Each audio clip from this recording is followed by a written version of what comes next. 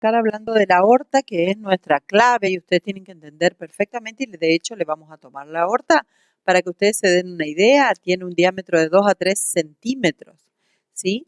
Y se divide en distintos tramos o porciones. La primer parte, ¿sí?, es la aorta ascendente, es decir, ese pequeño tramo que va desde que sale del ventrículo izquierdo hasta que empieza a curvarse, ¿sí? Esa es la aorta ascendente. Y en esa pequeña porción van a salir, como les dije hoy, las primeras colaterales que tiene la aorta, ¿sí?, las primeras ramas que tiene este gran tronco, que son las arterias coronarias que van a irrigar al miocardio. Después viene esta parte curvada que se llama arco aórtico o callado aórtico, ¿sí? Este callado, este arco va a girar hacia el lado izquierdo, ¿sí?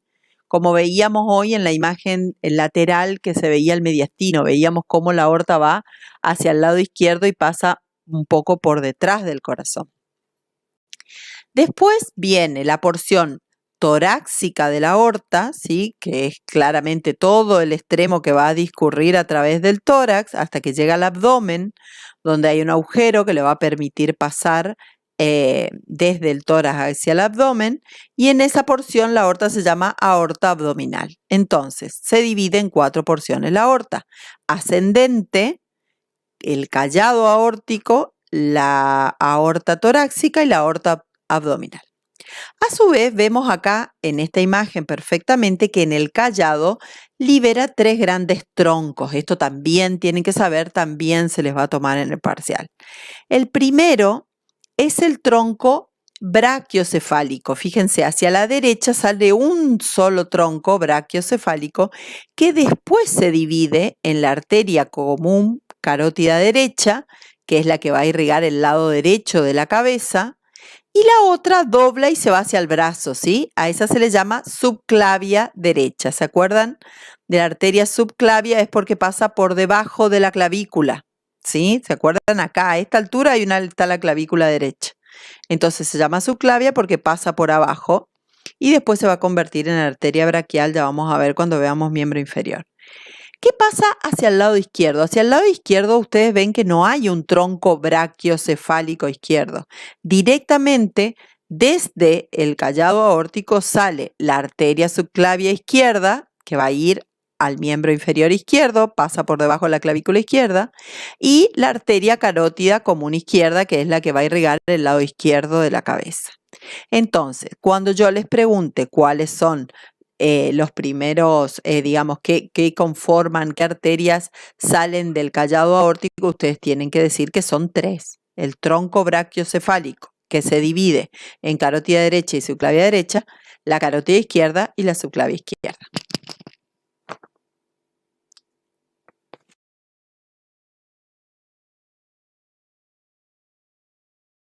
Estos gráficos me parecen los más útiles para poder estudiar este tema, ¿sí? Hay cosas que ustedes van a tener que saber, arterias y venas, y que son importantes. Yo recién le decía, el arco aórtico se divide en 3 grandes troncos: el tronco brachiocefálico derecho, la carótida izquierda y la subclavia izquierda. Y ese tronco brachiocefálico derecho se va a dividir subclavia derecha y carótida derecha. Esto lo tienen que saber hasta acá, sí. Desde ahí ustedes tienen que ver cómo yo le dije, bueno, la carótida es la que va a irrigar la cabeza. Ustedes ahí van a ver cómo va a haber una carótida externa derecha y una carótida interna derecha. Eso lo vamos a ver ahora cuando veamos la irrigación de la cabeza. Pero de este gráfico lo que me importa a mí es el miembro superior. El miembro superior, sí o sí, cada una de las subclavias, tanto derecha como izquierda, son las que van a entrar al miembro superior.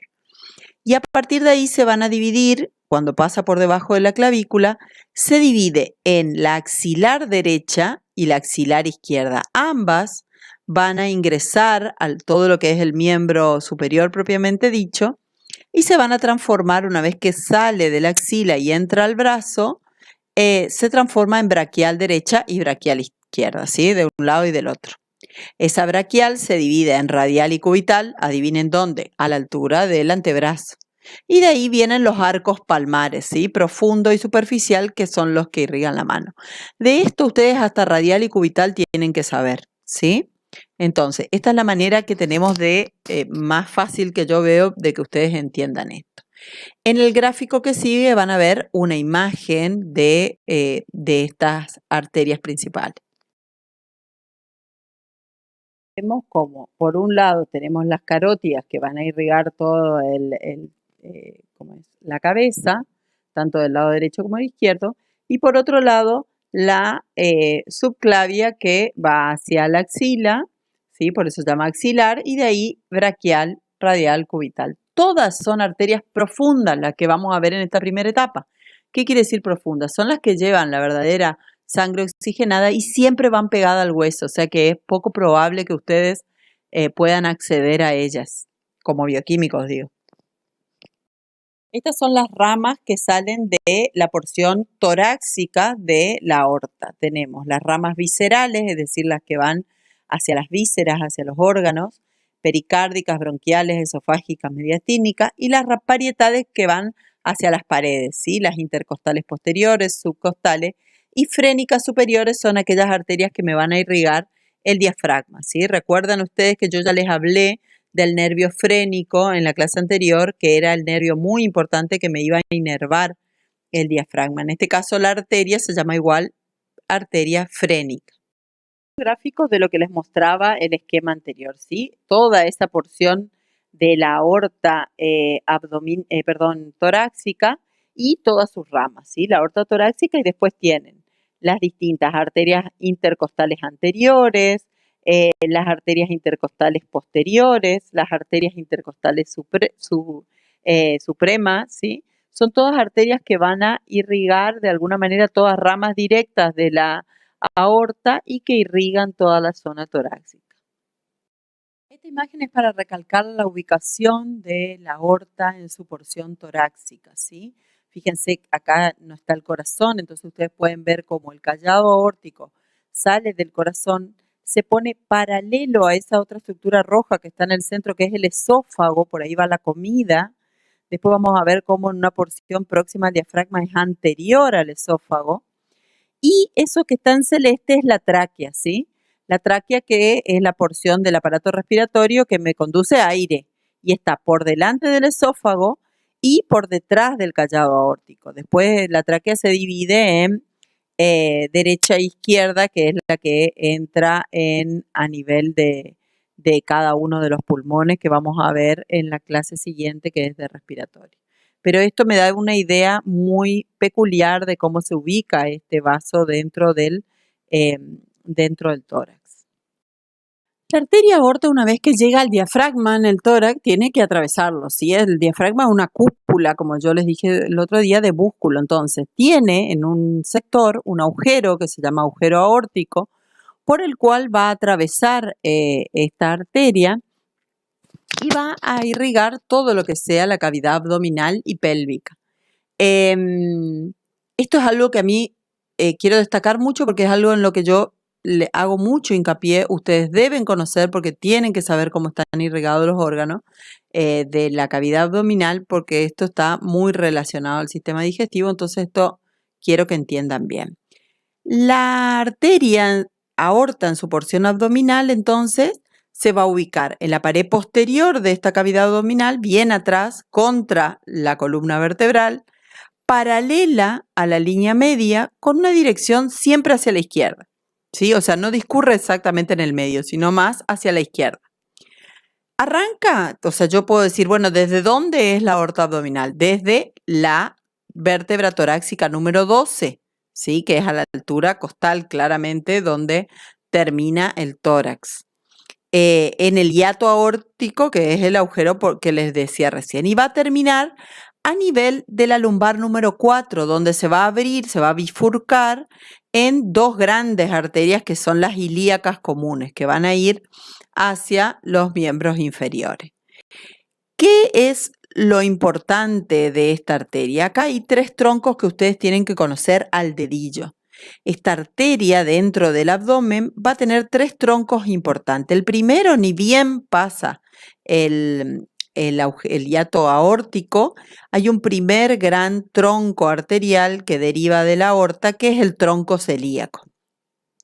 Por debajo de ese tronco celíaco tenemos el de la mesentérica superior y después, más abajo, más cerca ya de la bifurcación, tenemos el de la mesentérica inferior.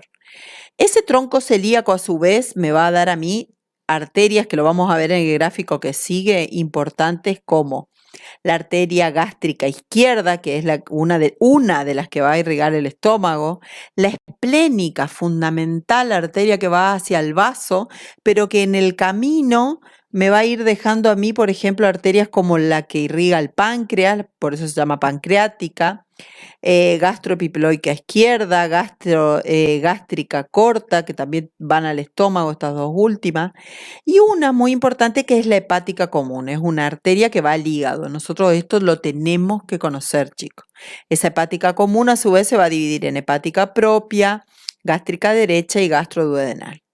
Entonces, ¿el tronco celíaco es importante? Sí. ¿Sus arterias principales son importantes? Sí, son importantes. La mesentérica superior y la inferior la vamos a ver en el gráfico que sigue junto con el celíaco, así lo vemos lo podemos ver mejor. Pero ustedes ven acá que hacia el final esta arteria se divide en esas arterias ilíacas, que son las que después van a entrar, al igual que en su momento la subclavia, estas se llaman ilíacas, ¿sí? Porque están cerca del ilion, ¿sí? Huesos del hueso coxal. Entonces, allí estas arterias van a ingresar a irrigar los miembros inferiores. Todo esto deben conocer. Bueno, acá podemos ver entonces lo que les decía recién. Fíjense, en el arco abdominal tenemos las ramas parietales, nuevamente las que van a la pared, frénica, lumbar y sacra. Y después las viscerales, que estas sí son las que me interesan, que es el tronco celíaco, que les decía recién, gástrica izquierda, esplénica y hepática común. Dentro de esa esplénica, que es la que va al vaso, acuérdense que todo lo que es espleno tiene que ver con el vaso, ya lo vamos a ver cuando veamos linfático, y ahí tenemos la pancreática, gástrica, gastropiploica izquierda y la gástrica corta, y la hepática en estas tres ramas que yo les decía. Esto, chicos, lo vamos a volver a nombrar cuando veamos órganos del sistema digestivo. Después tenemos las mesentéricas superiores con cada una de sus ramas, que son 5, la suprarrenal y la renal, que son arterias que directamente salen desde la aorta, no desde ningún tronco, ¿sí? Tanto las que van a la glándula suprarrenal como las que van al riñón salen directamente de la aorta. Y después, no está en este gráfico, pero sí lo pueden encontrar en el libro, la mesentérica inferior, que tiene 3 ramas importantes, que son la cólica, porque va hacia el colon, ¿sí? O sea, todo lo que es intestino. Sigmoides también va a la parte del colon sigmoideo, y las rectales, que es la última porción del intestino grueso.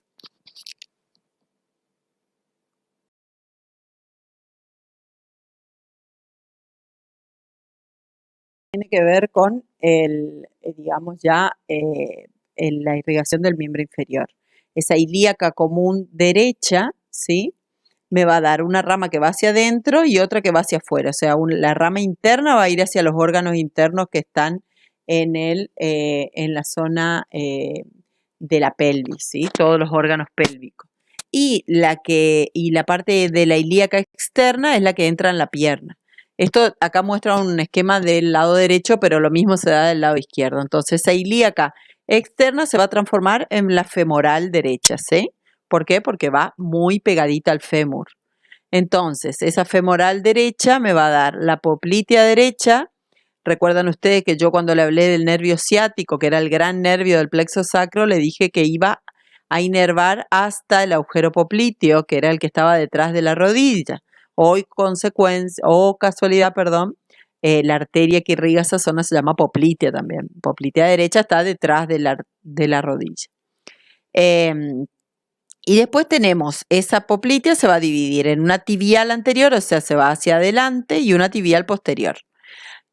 Todo esto para después llegar hasta los arcos plantares, que son los que irrigan el pie. Hasta las tibiales es importante que ustedes conozcan.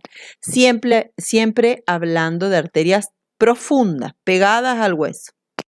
Vamos a ver un gráfico maravilloso donde se ve esa arteria ilíaca común que se divide en la ilíaca interna hacia el lado derecho, miren, y la ilíaca externa. ¿Hasta dónde? Es como en las calles, cuando van hasta una avenida se llaman de una manera, cruzan la avenida y se llaman de otra. Bueno, acá con la arteria ilíaca y la femoral pasa lo mismo. ¿Hasta dónde es ilíaca y desde dónde es femoral? Ustedes pueden ver acá, estos son los huesos coxales, y van a ver que hay un ligamento que está en celeste, que se lo ve perfectamente ahí, que es ese ligamento me va a delimitar a mí el lugar donde la ilíaca, una vez que pasa por debajo de ese ligamento que se da desde la cresta ilíaca hasta el pubis, ¿sí? ¿Ven ahí?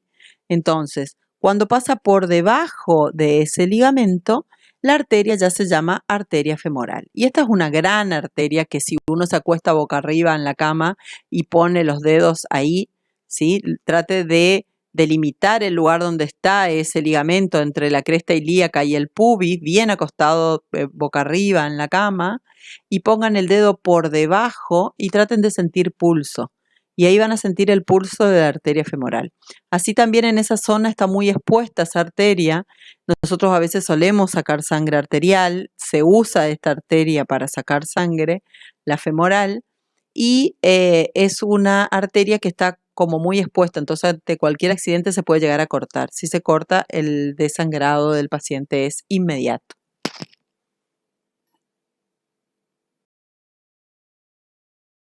En el caso del sistema venoso, las venas profundas acompañan a las arterias. Entonces, si hay una vena, una arteria femoral, hay una vena femoral, ¿sí? Ubicada al mismo nivel. ¿Cuál es la diferencia? Que la circulación es contraria, es decir, es de forma centrípeta, va hacia el centro.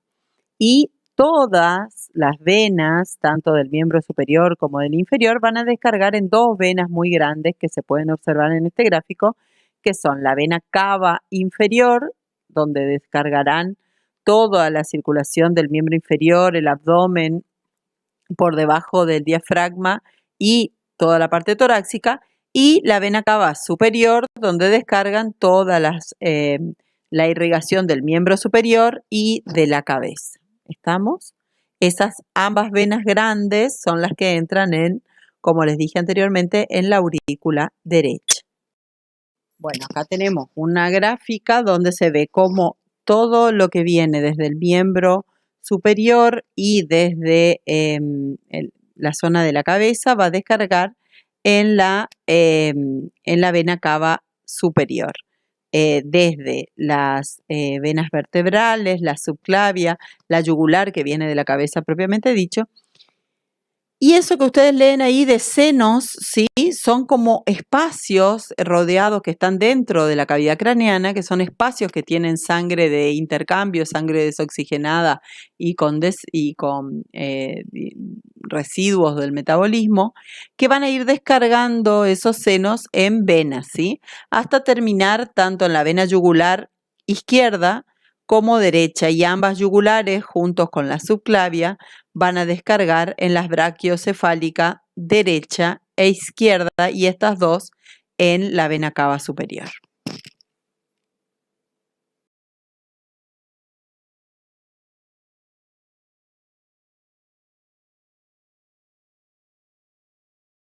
Es un esquema del arco venoso de la mano, que son venas que se suelen usar para la extracción de sangre. Cuando ya no encontramos lugar, solemos, alguna vez a lo mejor alguno de ustedes le hicieron cerrar el puño y se puede hacer extracción de sangre desde estas venas.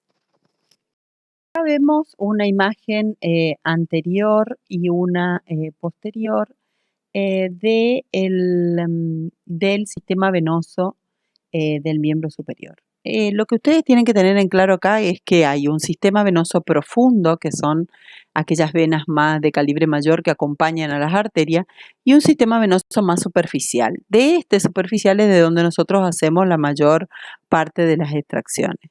Entonces, sobre esto, O sea, el profundo tiene que ver con los mismos nombres que ustedes vimos recién de las arterias. Y el superficial tiene otros nombres y en donde yo quiero que se concentren en esa M famosa que se forma alrededor del pliegue del codo, donde intervienen arterias como la cefálica derecha, la mediana cubital y la basílica, y esas me conforman una M venosa, que es a donde generalmente nosotros hacemos la extracción de sangre como primer medida, ¿sí? Sobre todo la arteria, perdón, la vena central esa que es la mediana cubital. Ahora bien, ¿todos los pacientes tienen la M esta muy marcada? No, la verdad que anatomía no es matemáticas y muchas veces los pacientes o no se le distinguen o esa M no aparece y otras veces parecería que la tienen dibujada. Esto es bastante ambiguo, sin embargo, la estructura general es esta que yo les digo. Vamos a ver el gráfico que sigue para que a ustedes les queden los nombres, pero siempre vuelvan a la imagen para poder, digamos, diferenciarlas bien. Que ustedes van acá, ven que el sentido de circulación es desde los extremos hacia el centro. Entonces vamos desde abajo hacia arriba. Del lado derecho, ¿sí? de los gráficos, ustedes van a ver que tienen desde la zona palmar o metacarpiana, van a ir descargando en las arterias de mayor calibre, que son las profundas, ¿sí? Tanto en la radial, la cubital, y ambas van a descargar en la vena braquial derecha, que va a descargar en la axilar derecha y de ahí a la subclavia derecha, ¿sí? Todo para terminar después, como habíamos dicho, en la vena cava superior. Ahora bien, ¿qué pasa con el sistema superficial, que es el que está esquematizado acá a la izquierda? Tenemos toda la zona digital dorsal, la de los dedos, la zona metacarpiana, que son redes venosas. Desde ahí ustedes van a ver que se derivan tres venas. Una que viene desde la parte posterior, que se ve acá, que desde la zona cefálica, digamos, las que corresponden al lado del dedo pulgar, ¿sí? Vienen desde la parte posterior del antebrazo hacia la zona central del antebrazo a la altura del pliegue del codo, y esa es la cefálica accesoria derecha. Esa cefálica accesoria, ¿sí? Se va a unir a la cefálica derecha y a la basílica derecha. Y en el medio tenemos lo que le había dicho hoy, la mediana cubital derecha, ¿sí? Todas estas venas van a conformar lo que se conoce como la M venosa. Y a su vez, estas venas, tanto la basílica como la mediana cubital, van a descargar en la braquial derecha. Y las cefálicas van directamente y descargan en la subclavia derecha. Pero básicamente todo va a terminar en el mismo lugar que es la vena cava superior. ¿Está claro? Entonces, de esas tres venas centrales serían la mediana cubital derecha, la basílica derecha y la cefálica derecha, que es donde descarga también esa cefálica accesoria, conforman la M venosa. Estas son las venas que ustedes deben conocer del sistema superficial venoso del miembro superior.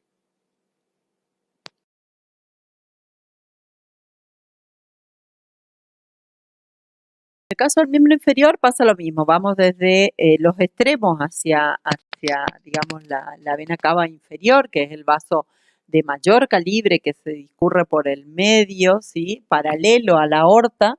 Y entonces vamos a empezar desde los arcos, también hay un sistema superficial y uno profundo. El profundo es desde esos arcos plantares del pie y el arco dorsal derecho del pie van a descargar, ¿se acuerdan? En las tibiales anterior y la tibial posterior, ¿sí? Que son venas que van paralelas a las tibiales, a las arterias tibiales. Estas descargan en la poplitea en la femoral, derecha en este caso, porque estamos hablando del lado derecho, y todo esto va a ir a descargar en la ilíaca externa. Ahora bien, el sistema superficial que tiene el miembro inferior me habla de que hay un arco venoso superficial que descarga en dos venas, que son la safena derecha y la safena menor, ¿sí?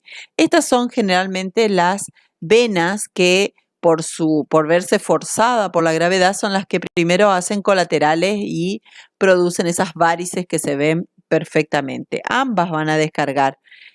Fíjense, la safena menor descargan la poplitea y la mayor descargan la femoral directamente.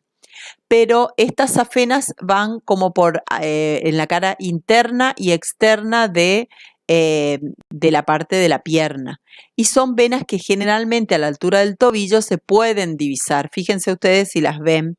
Estas venas se utilizan también para hacer extracción de sangre, sobre todo en los neonatos, en los bebitos recién nacidos, y si se los interna sobre todo en neonatología, se usa mucho el piecito para sacarle sangre porque se lo pueden tablillar y mueven mucho menos que las manitos, entonces no se les salen las vías.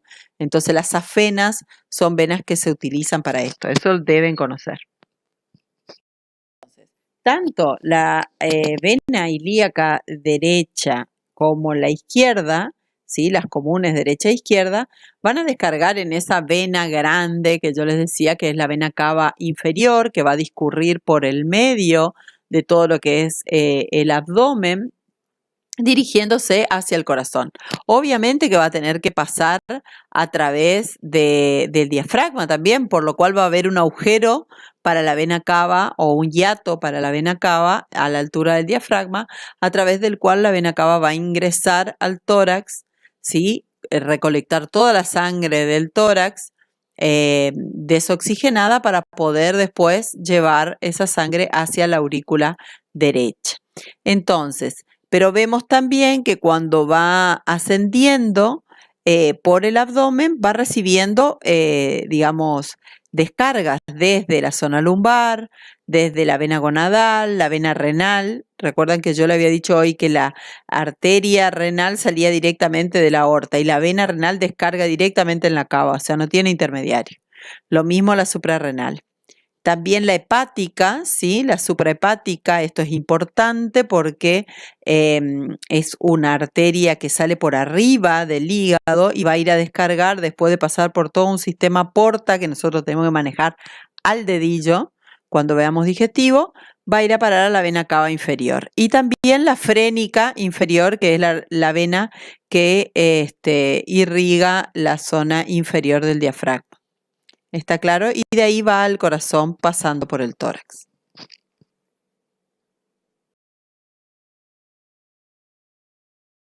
Son dos esquemitas que les suelo poner generalmente, qué es un bypass aortocoronario o qué es un bypass, que nosotros escuchamos mucho de nuestros pacientes cuando estamos en actividad. Cuando estas arterias coronarias que yo les decía hoy, que son las que irrigan a las paredes del corazón, sufren algún depósito de placa ateromatosa, es decir, por exceso de grasa, ¿sí? Se tapan, obstruyen el paso, entonces las paredes del corazón dejan de estar irrigadas y si no están oxigenadas sufren infarto. Entonces muchas veces se logra evitar esto haciendo un bypass, es decir, fíjense cómo bypassean la zona tapada poniendo un injerto de un vaso sanguíneo desde la aorta directamente hacia la zona que quedó obstruida, ¿sí? Ese es el bypass, en este caso aortocoronario, que se suele hacer muy habitualmente.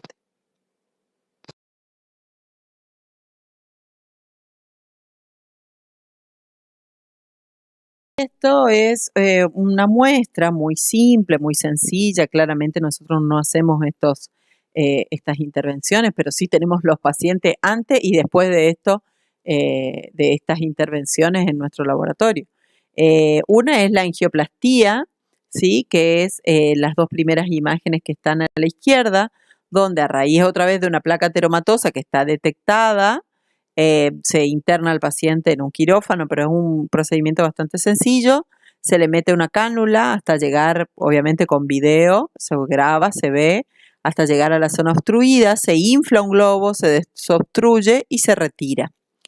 Y otra práctica habitual o parecida a esta es la colocación del stent, o sea que es exactamente lo mismo que la angioplastía, pero una vez que están en el área se coloca una malla metálica que va a mantener distendido el vaso. Esto es cuando está el vaso un poco más dañado.